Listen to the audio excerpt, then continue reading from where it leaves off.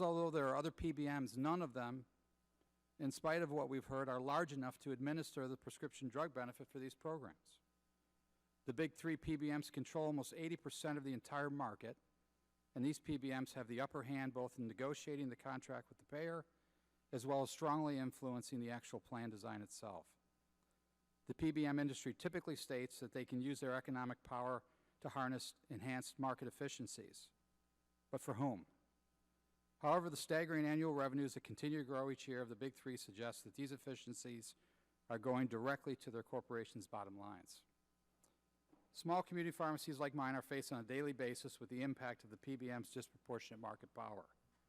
Community pharmacies routinely must agree to take it or leave it contracts from the PBMs just to continue to serve our longstanding patients.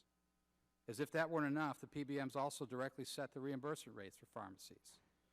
The very same pharmacies that stand in direct competition of some of these PBM-owned mail-order and specialty pharmacies.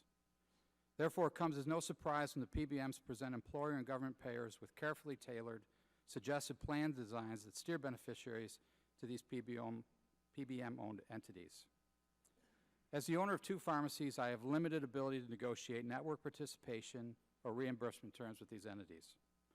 However, from a business standpoint, community pharmacies can't just walk away from these contracts. If we did, I would lose a significant amount of the prescription revenue, given the large share of these covered lives that these PBMs represent. Although many independent community pharmacies rely on pharmacy services organizations to contract on their behalf, these PSAOs are no match for the PBMs.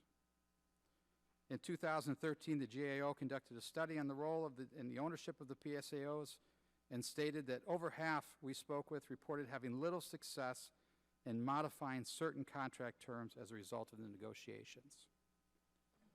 This may be due to the PBM's use of standard contract terms and the dominant market share of the largest PBMs. Many PBM contracts contain standard terms and conditions that are largely non-negotiable. Mr. Chairman, that's the conclusion of my testimony. I welcome any questions. Thank you. The chair now recognizes the chairman of the full Judiciary